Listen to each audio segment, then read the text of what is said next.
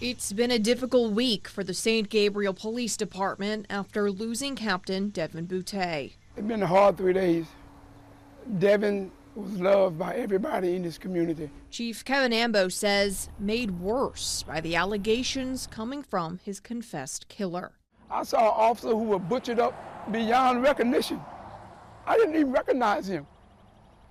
That's how bad this guy beat him, to the point that we may not even be to open his casket.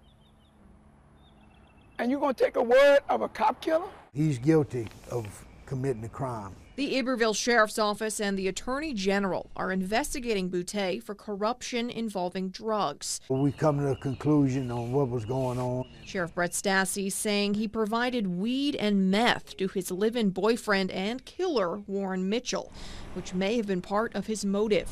He thought that Boutte was developing into where maybe his life would be put in danger. And whether he thought it or dreamed it, it was part of his mental status at the time of the attack.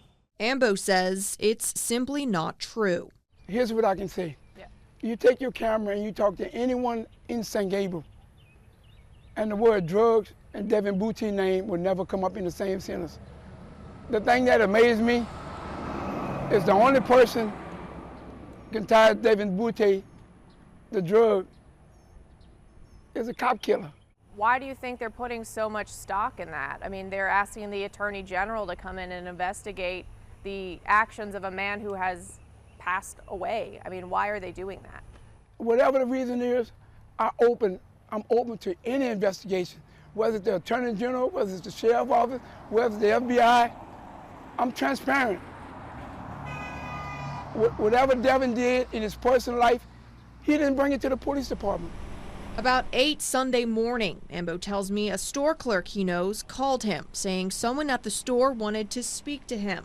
It was Warren Mitchell, confessing to what he had done. When Mitchell called you to tell you what he did he tell you why? I asked him why. He wouldn't give me a reason. He wouldn't give me a reason.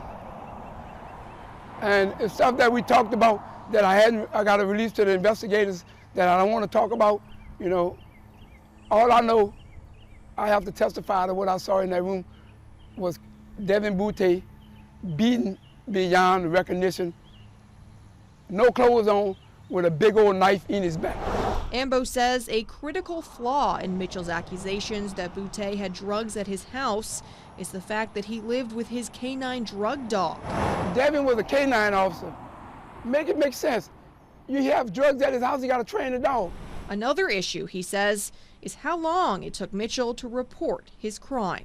I know what rigor mortis look like. Oh, really? It wasn't no blood, it was dried up. He had to kill Devin around about 1 o'clock that morning. Do the investigation.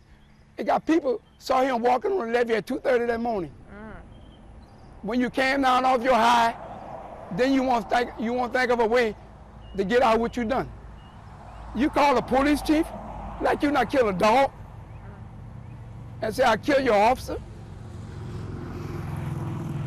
Who does that? Bess Casserly, WBRZ News 2.